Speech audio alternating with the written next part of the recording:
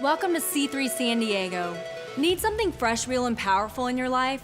Connect with us on social media, get live stream service notifications, podcasts, and up-to-date information on upcoming events. We are so glad you're joining us for a powerful, life-transforming message from one of our C3 San Diego pastors. We would love to hear about how God is impacting your life through this ministry. Please share your experience with us at info@c3sandiego.com. If you'd like to be a part of what C3 Church is doing in the city of San Diego and beyond, you can contribute financially by going to c3give.com and choosing the giving option that works best for you. We hope you enjoy this message. So I'm really excited about tonight. Yes, it's true, I do oversee our online campus. I've actually been a part of C3 San Diego for about 8.5 years now. So I've done a little bit of everything. I was in assimilation. I did the creative team, the worship team for 5 years. I did pastoral care. I was the mission outreach coordinator, and then I've had the privilege of overseeing our online campus for the past couple years. Hello, live stream. So good. Welcome. You're going to have a good time. And you know what? I recognize that I'm actually standing on one of the greatest platforms in one of the greatest churches in the world because of the seed that our pastors, Jurgen and Leanne, have sown. So I want to honor it tonight, but I want to do it some justice as well. So I am actually living proof that this is a house of transformation. So let's put it this way. In 2010, that's when I joined C3. All I can say is if you would have looked up the term mess on legs in a Google search, my photo would have popped up on the first page of that search. If you'd have typed in, like, what's the opposite of wholeness? Dana Adams. It would have been me. So I actually came from a really jacked up background. The only way I can conservatively say is that my family kind of put the fun in dysfunctional. So you better believe when I landed on the soil of C3 in 2010, I was super pumped because this was the church that I'd always dreamed about. And you know what? From the very beginning, the people were real. They were healthy. They were kind and human. They were both. They were real. They were fun. And they weren't religious. In fact, I was probably one of the most religious people in the room at that time. So I was just wondering, like, I had seed for a very long time. I felt called by God since I was like 3 or 4 years old. Like, I had elders lay hands on me. And I was just trying to figure out what took so long to get here. Like, why didn't I know about this? And when I asked God about it, he actually said, Dana, it's not a seed issue. I'm God. I have plenty of seed. He said it's actually been a soil issue. And where there's a soil issue, there's generally a climate issue. And so once I transplanted my seed into the fertile soil of C3 San Diego and I put my roots down, God began to speak to me about cultivating this seed in this new climate and how he was going to unlock the call of God in my life. And there's actually only certain climates that the call of God can be unlocked in, and this is one of them. So I'm actually coming, like Becky said, I'm actually coming from a place of I am a volunteer. Like, I like to call myself like an HLV, like a high-level volunteer. I mean, people think that I work for church. I don't. I'm actually in the marketplace most of the time. I'm just a volunteer. So I'm coming from that place tonight. And so I'm really excited about the Get in the Game series. You know, and as I was praying over this message, I was actually researching a completely different idea for business. And I felt God drop this word into my spirit, the word resurgence. It was a word that was familiar to me, and I knew it was powerful, but what did it mean? So I did what any human would do, and I Googled it. So resurgence, by Google definition, is an increase or revival after a period of little activity, popularity, or occurrence. A rising again into life, activity, or prominence. An increase of activity or interest in a particular subject or idea which has been forgotten for some time. a resurrection, the act of coming back to life. I got so choked up when I heard that because it 100% embodied my experience here since I put my roots down at C3. See, what Resurgence looks like in the church is God putting our seed in fertile soil and then cultivating it in a climate of serving a greater vision. See, the majority of us I know come from broken, dysfunctional backgrounds in one or more areas of our life. But God calls us out of the dysfunction, out of the brokenness, out of the isolation, into an environment of connection with people who are unified under one purpose, because it's His way of giving us one key to unlock the cell of our prison and the other keys to open the gates of our destiny. See, by God's design, we were never meant to live dormant, vacant lives full of backwardness and delay. But sometimes life or past circumstances get in the way, don't they? So then our past becomes our present, and our present becomes our future. But church, God didn't create us to repeat history. He created us to make history. So tonight, my desire is to actually help us get rid of the things that keep us from getting in the game, that keep us from going all in. See, even if we've been in the soil for some time, it's actually a good reminder to see where we are in the process, because sometimes the fire can grow dim and go out without us even recognizing it. The title of my message tonight is Called to Resurgence. See, when God wants to change the climate of your life, He's very intentional with His plan for your resurgence. So He's got a vetting process. That vetting process is called serving. Every solution that you need for your life is directly correlated to being a part of the solution. And the solution is the church. Serving is the life that God designed and uniquely created. That's where it begins. It's a training field for spiritual growth and conditioning needed to actually unlock the call of God on our life. You know, I kind of think of it as like a physical gym.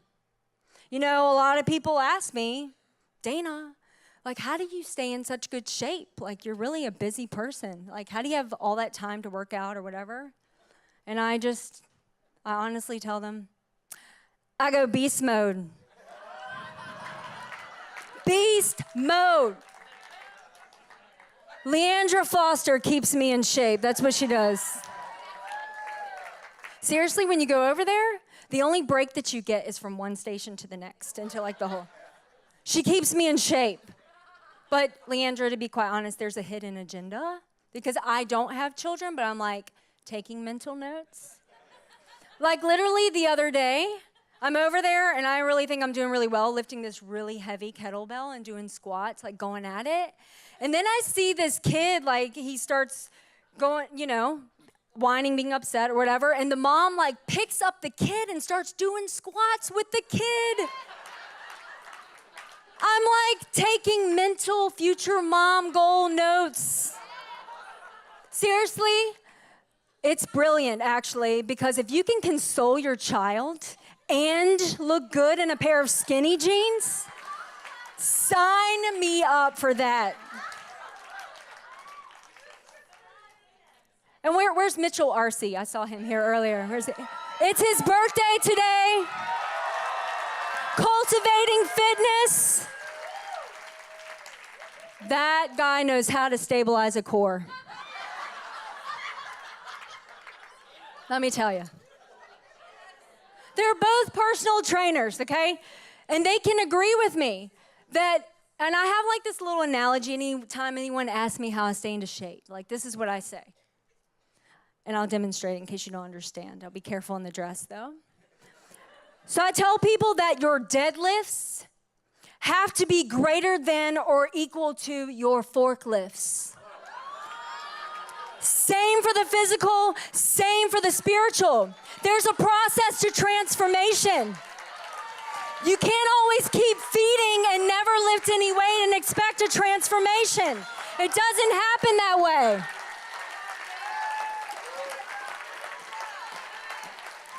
Am I right? But what I love about our church is that we actually create a very healthy balance to help you with that. It's called soaking and serving. So in one service, you're gonna soak, you're gonna receive, you're gonna get ministered to, you're gonna get fed. And in the next service, you're gonna serve, you're gonna pick up some weight. And you know what? 9 times out of 10, you're gonna get ministered to and fed when you're serving. There has to be a process to transformation. See, serving keeps us in connection to God and people. It actually challenges us to live a life beyond ourselves. And faithfulness in serving is actually God's litmus test for the heart. 1 Samuel 16:7, New King James Version says this: "For the Lord does not see as man sees, for man looks at the outward appearance, but the Lord looks at the heart." See, it's God who works on your heart, but he actually does it in connection with people. See, when you start serving on a team, you put yourself in a place of vulnerability so that people can see your stuff and speak into it. And he actually strategically places leaders in your life, and their main job is to help you deal with the stuff. See, when I signed up for a team, for me it was a no-brainer. You actually didn't have to twist my arm because I actually saw the fruit of transformed lives week in and week out. But what I didn't know is by signing up for this, that the package actually included my total transformation, my total healing, my deliverance, that I would start prospering, that I would dominate the marketplace, that I'd be a 2-time homeowner, that I have the best vacations, the best friends, that God would actually give me a family when I didn't have one. Has anyone met the Davises? Ron, Quacha, Pam, Susan? That is a harvest. You know what? I'm going to be 36 on Friday. But by being in that family, actually, I don't even age the same. And I'll tell you why. My sister Pam likes to remind me, Dana, when you're 50% black, black don't crack. Black don't crack. I don't even age.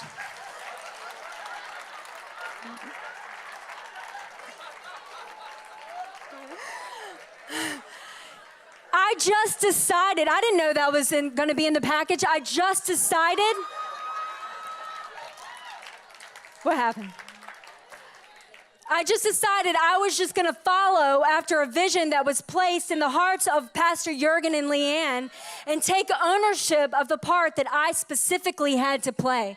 And by far, I've received much more life than I've laid down. Which brings me to the first point. Resurgence begins by serving another man's vision. Luke 16:12 says this: "And if you've not been faithful in what is another man's, who will give you what is your own?" You know, I think of the blueprint that Pastor Jurgen and Leanne have so gracefully set for us. You know, they had it in their heart to build a church on the Gold Coast of Australia after all those years of youth ministry. But then Dr. Phil Pringle, who's over our entire movement, says, I want you to think about planning a church in C3 or in San Diego. And, you know, that would require that they go from all of the familiar, everything, their family, their friends, their following, their connection, to a place they'd never even been before. No family, no friends, no connection, no following. But thank God that our pastors traveled across the world to bring something to San Diego that it didn't have: a living, breathing, spirit-filled church operating in the power and the authority of the Holy Spirit. So we're now standing in the harvest field of one of the greatest churches in the world because they did what was in another man's heart. And you know what? God gave them an ever-expanding vision of their own. 16 locations, and we're still going. You know, I think it's so like God to put a vision in one man's heart to be fulfilled by another man. And we see this blueprint so many times in the Bible. I love the story in 2 Samuel 7 where King David has this desire to build a house for the Lord, this magnificent house. He's got the blueprints. He's got it all planned out. And then God speaks through Nathan the prophet and tells him, actually, you're not going to build a house because you've been a man of war, a man of bloodshed. It's actually going to be your seed. He's going to be a man of rest, a man of peace. He's going to be the one to build my house. But you know what? I love David's response, and it was really obvious that he'd been through quite a vetting process of his own. We know that he shepherded the fields, like he served his brothers, his father, his nation. But just listen to how mature and how quickly he responds. I'm going to read a little bit of scripture because I want to elaborate just what his response was. It was amazing. So later in 1 Chronicles 22, 7 through 16, I'm reading from the New King James Version. It says, "And David said to Solomon, 'My son, as for me, it was in my mind to build a house to the name of the Lord my God. But the word of the Lord came to me saying, you've shed much blood and have made great wars. You shall not build a house for my name. Because you've shed much blood on the earth in my sight, behold, a son shall be born to you, who shall be a man of rest. And I will give him rest from all his enemies all around. His name shall be Solomon, for I will give peace and quietness to Israel in his days. He shall build a house for my name, and he shall be my son. And I will be his father, and I will establish the throne of his kingdom over Israel forever. Then you will prosper, if you take care to fulfill the statutes and judgments with which the Lord charged Moses concerning Israel. Be strong and of good courage. Do not fear nor be dismayed. Indeed, I have taken much trouble to prepare for the house of the Lord 100,000 talents of gold and 1,000,000 talents of silver and bronze and iron beyond measure, for it is so abundant. I have prepared timber and stone also, and you may add to them. Moreover, there are workmen with you in abundance, woodsmen and stone cutters and all types of skillful men for every kind of work. Of gold and silver and bronze and iron, there is no limit.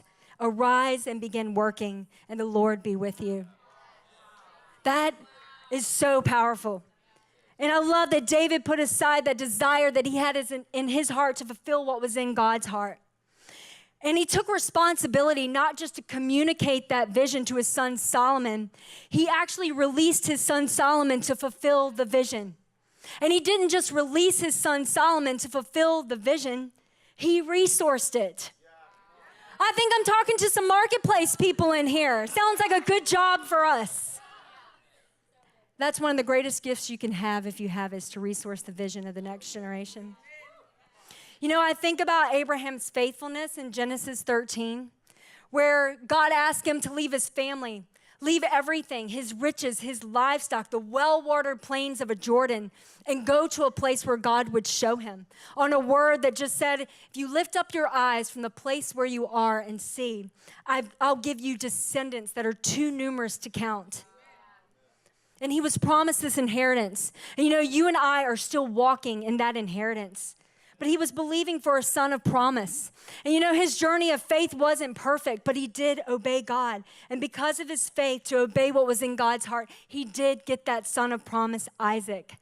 We know that he wasn't, his wife and him, they were 90s and 100. They weren't even in childbearing age, but God came through to give him that son of promise. It was a 9-year vision that he had to walk out. You know, and I think about Hannah in the book of Samuel, who also was believing for a son of promise. But she had a prolonged season of barrenness. And she actually had to work that out in an environment of mockery and injustice. But she committed herself to coming to the house of the Lord to actually pray that son of promise into fruition, just to immediately turn him around and give him to God. And we know at a young age, because of Hannah's faith, to soak his future in fervent prayer, that Samuel delivered the word of the Lord in a day that it was rare. He shifted an entire generation. He anointed the first kings. He was a mark that particular generation needed. See, God began to speak to me about these examples, and I think this is what he's speaking to us tonight. That it took David's process to make a Solomon. It took Abraham's process to make an Isaac. It took Hannah's process to make a Samuel, because he had to show us that he's not just the me, myself, and I God. He's the God of Abraham, Isaac, and Jacob. So even though we live in a generation of immediate gratification in the microwave generation, we have to know that it's not just a me call. It's not just a you call. It's a next generation call. And I know that God is looking for a church where he can call the Davids to produce the Solomons, where he can call the Abrahams to produce the Isaacs, where he can call the Hannahs to produce the Samuels.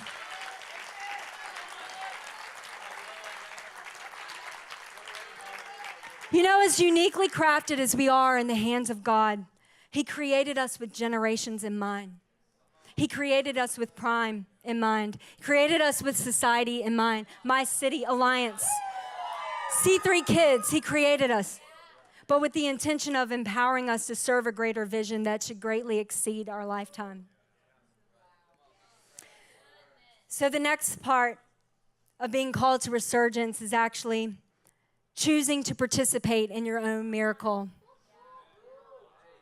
So I've been through the first part of this process. I got my seed down in the fertile soil. I began serving a greater vision. But I really felt like I was ready for the next step of this vetting process. And I was already serving on a team, but I still knew I had a lot of dysfunction. And so I wanted to fully immerse myself in serving with a whole heart. So I actually paid to volunteer more. I paid to volunteer more, and I joined the internship. And I started serving under the beautiful Pastor Stacy, who's on the front row. And we're the greatest of friends now. Look at all that's happened. We just celebrated her birthday in Napa. It was amazing. So I was kind of a rare breed in the way that I approached this. So the first day of my internship, we were actually sitting down. You know, Stacy knew me, but she didn't really know my whole history. And so we're at lunch, and I'm kind of telling her everything, and she's like, wow, you're kind of next level. Like, kind of got like a crazy background. So yeah, there's a bit of a shock factor, but I remember her asking me a really specific question. She said, Dana, what is it that you want to receive from the internship?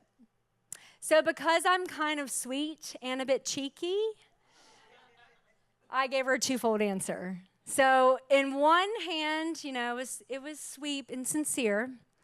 I said, you know, I want to know everything that goes on to make a Sunday, because I've never seen anything like this. And I knew that pastoral care was actually involved in every area of the church. On the other hand, the cheeky side of me just looked her straight in the face and said, listen, I am super jacked up. Like, I'm not the last person to find out that I'm jacked up. I know I'm jacked up. And whatever I need to do to get unjacked up, just tell me and I'll do it.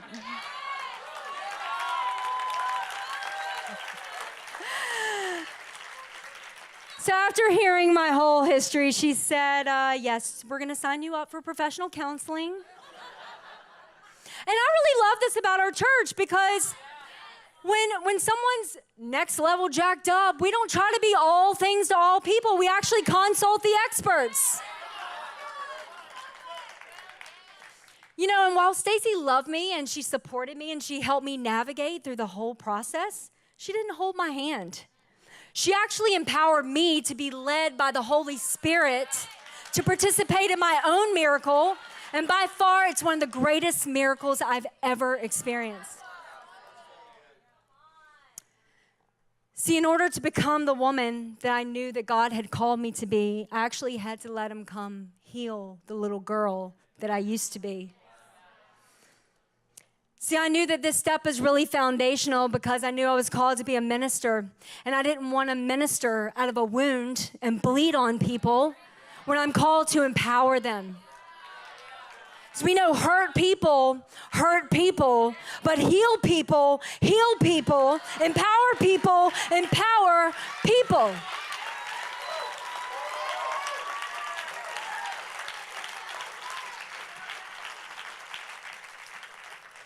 So in order for God to completely heal me of 30 plus years of internal damage, I had been physically abused, emotionally abused, mentally abused, spiritually abused, verbally abused, you name it. But God had to separate me from that source of dysfunction. And he had to ask me to completely separate from my earthly family. Because he had to get me to leave the Egypt, the land of bondage, so that he could actually get the Egypt, the dysfunction out of me. And he had to separate me from that environment and bring me into this environment where surgeon's hands could go to work in my life, because he had called me to be the deal breaker. He called me to sever the cord of dysfunction that had been plaguing my family for generations. So I came from a very long line of mental illness, of depression, of alcoholism, of drug abuse, attempted suicide, you name it. But God had to show me that I was none of those things. And I remember in this season, he spoke to me, he said, Dana, be content to remain in obscurity. Be content to remain hidden. Because I'm going to strip you from everything that you've attached your identity to. And I'm going to give you my version of you. And he gave me permission. He said, Dana, if you give me your worst, I'll give you my best. And that's exactly what he's done. See, nothing about that experience was comfortable. I'm going to start talking about some things right now that I really feel is a cry. In the heart of our church, I hear it in a lot of conversations, and it's a total disqualifier. So I want to bring some teaching around it tonight, actually, and some education. But you know, during this time where I left my family, if anybody's ever set the boundary in a toxic relationship for the first time, it doesn't go well. My mom, who was completely tormented by mental illness, and we all know that's really demonic oppression, she threatened my life. She spoke words over me that you wouldn't speak to your worst enemy. And there were so many times where I actually had to renounce the curses that she placed over my family, my future family, my marriage, my children, my future. And there was these countless voicemails and text messages and emails. And because I'm kind of cheeky and, you know, I was just having to get through that process, it was a difficult thing. I like to call these types of emails and texts three scrollers. The only way I can describe it is if you have a cell phone and you have this really long toxic message, like full of just venomous stuff, you scroll, that's one. And you keep scrolling, it's still there. That's two. You keep scrolling, it's three times. That's without the assistance of Siri or like Erica, the virtual assistant.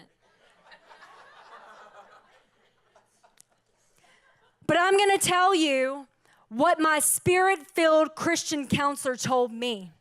She said, Dana, that is not a human, that is the devil. And I don't care if they're your parent, if they're your friend, if they're a coworker, if they're a boss, that is not okay. That is dysfunctional, it's chaotic, and that is not from God. God is a God of disorder. You need to delete it, you need to block it, because it's a wrecking ball and it will ruin your life. And I want to be careful around this kind of thing because I did this with professional counseling. And it wasn't easy. It wasn't an overnight process. But with her and with the Holy Spirit, I actually learned to fight the right battle. See, the battle was never with my mom. My mom actually had self-loathing. She saw the world through a filter of self-loathing. She couldn't love me because she didn't love herself. It was an Ephesians 6:12 fight, that the battle was not against flesh and blood, but against principalities. And so the devil would really love to get us focused on a person or a circumstance instead of the devils that are behind them. So I began to fight those devils. And you know, it really set me up to love my mom unconditionally. It really put me in a position to actually be there for her in a moment where she needed it. So the worst thing that happened, I did share it a little bit over my offering message, was my mom had threatened to take her life and she blamed it on me. And she actually did go forward with that this past June. And because I learned to fight the right battle, early June, I get this phone call about 5 a.m., and it's my brother, and I knew what it was. And I picked up the phone, and he told me that my mom had shot herself, that she shot herself. And he said, she's on her way, she's still alive. She's still alive. I'll call you back in a couple hours. And nothing can prepare you for a moment like this. But I just remembered as I was trying to trace my thoughts, I remembered that process that I went through, and it put a strength on the inside of me. And so in that moment, when that strength rose up, I actually went, I was shaking for a while and had to kind of get myself together. But after that, I went and I got the emblems. And I took communion. And I contacted our pastors and some leaders. And I asked them to pray mercy for my mother. And so I took the emblems and I said, my mother will live and she will not die, and she will live to declare the works of the Lord. And I declared it, and I declared it, and I declared it until I heard that she actually did survive. And I know that it's because of a praying church. And I know it's because I learned to fight the right battles. See, I could be the miracle that she needed in that situation because I chose to participate in my own miracle. See, I might have come in as a mess on legs, but God used the journey of serving in his house to put me through the faith-building process of working out that mess, because he had to use the valleys to carve out the maturity needed to be able to handle the blessings of the mountaintops. See, God uses the process of serving others not so much to set us aside, but to set us apart. See, God, he'll always set you aside before he sets you apart. He'll set you aside to set you apart before he'll set you out on display. Because he needs to deal with the dark things in the secret place so that his glory can get revealed in the public place. You know what God did? Restore me to my original me. And you know what? I like being an original. I love being an original. Why would I want to be a copycat of someone else when God made me to be an original? And I don't know why we do that anyways. People are already taken. You're the original. I'm the original. And when you wake up to your true identity, you'll love the lane that you're in. I love my lane. Don't get in it. I love my lane. I get to lay hands on the sick and see them recover in my lane. I get to deal with some devils and set people free of demonic oppression in my lane.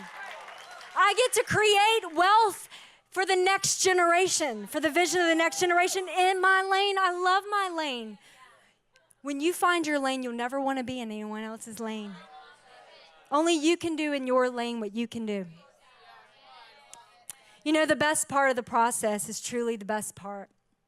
And that's my last point. Resurgence results in becoming the miracle for others. So I just explained how I was able to become the miracle for my mom in her time of need. And you know, by now you guys know about my financial blessings. I've done a few offering messages.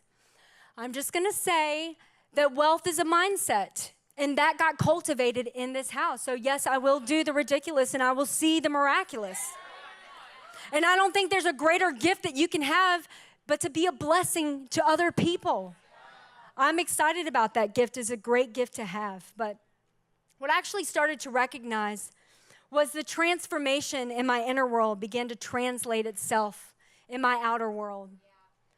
You know, and there are times where God used me in the middle of my mess. Things are messy a lot, often more than not. Don't let that disqualify you. I think only Jesus had it all together. He was pretty much the perfect one.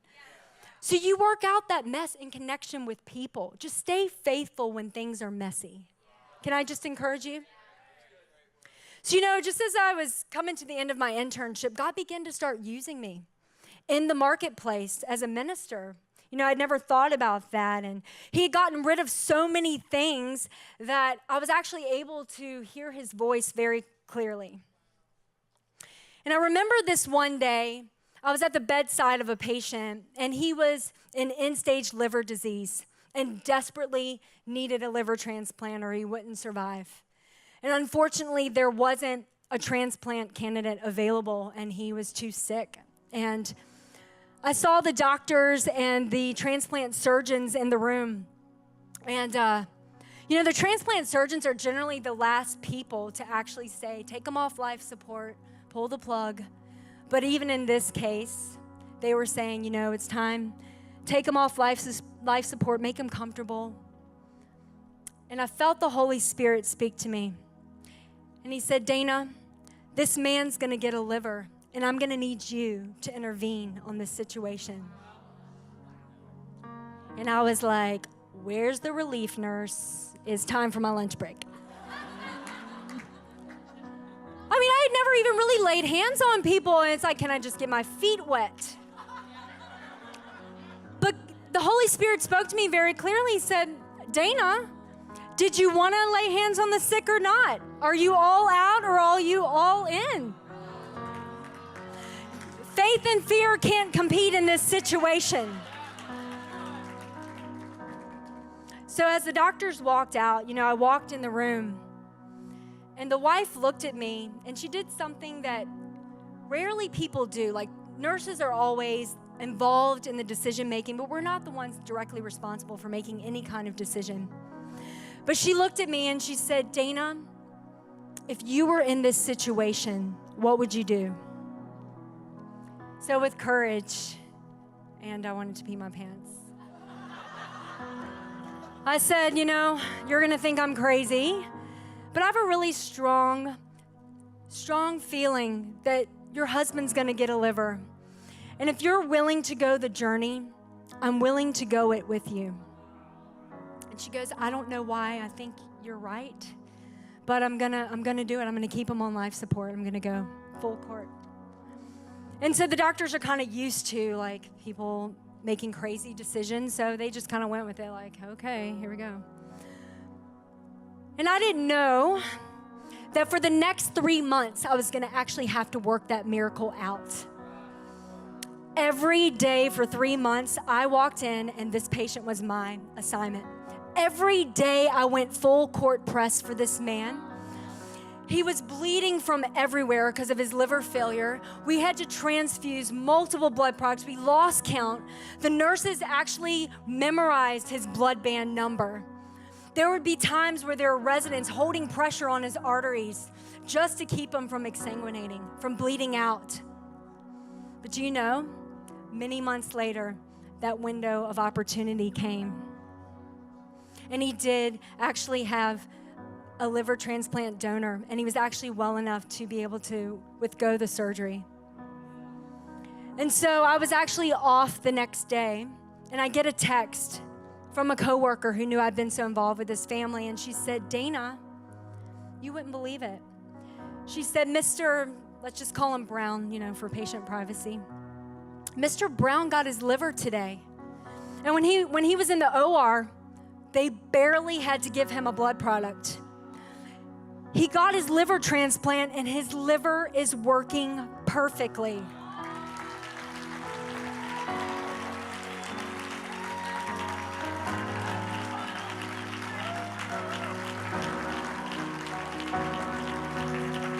He had a lot of complications, but the liver was always perfect, just like God said it would be.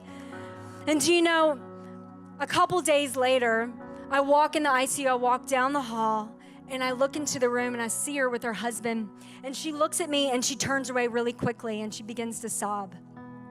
I actually didn't really feel like I was supposed to intervene during that time, so I actually did a couple days later. I talked to her, and she said, Dana, when I saw you, I had to turn away, and I sobbed because I remember that you told me to keep my husband on life support. And if it hadn't been for your faith, my husband wouldn't be alive. See, God had radically healed me so I could actually now become a minister of healing.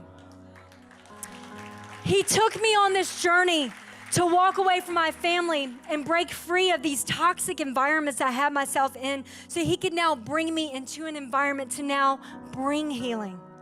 You know, if I could handle other people's life and death situations, you know, it's because I was able to handle my own.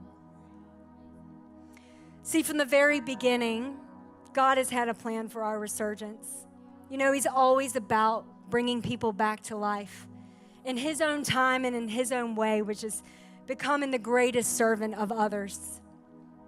You know, when we lay down our lives to bring life to others, we come alive and we answer the call to resurgence.